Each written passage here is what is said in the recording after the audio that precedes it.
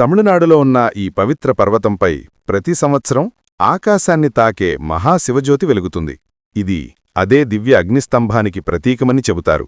దాని ఆది అంతం బ్రహ్మ విష్ణు కూడా కనుగొనలేకపోయారు. ఒకసారి బ్రహ్మ విష్ణు మధ్య ఎవరు శ్రేష్ఠుడు అనే తర్కం మొదలైంది.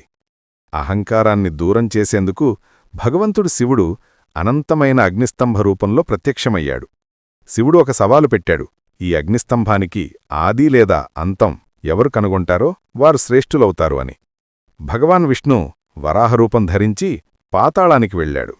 భగవాన్ బ్రహ్మ హంసరూపం ధరించి ఆకాశం వైపు ఎగిరిపోయాడు. కోట్లాది సంవత్సరాలు వెతికినా ఇద్దరికీ ఆ అగ్నిస్తంభం ఆది అంతం కనబడలేదు. విష్ణు తిరిగి వచ్చి నిజాయితీగా తన పరాజయాన్ని అంగీకరించాడు. కాని బ్రహ్మ శిఖరం చూడకపోయినా నేనే చూశాను అని అబద్ధం చెప్పాడు. బ్రహ్మ యొక్క అబద్ధం విన్న భగవంతుడు శివుడు రౌద్రరూపంలో ప్రదర్శనయ్యాడు. తన జటాజూట నుండి మహాకాళ భైరవుణ్ణి సృష్టించి బ్రహ్మను శిక్షించమని ఆజ్ఞాపించాడు. పలకజపకలోనే భైరవుడు బ్రహ్మ అబద్ధం చెప్పిన 5వ తలని తెగదంపేశాడు. ఆ శిక్షతో బ్రహ్మ యొక్క అహంకారం చూర్ణమైపోయింది.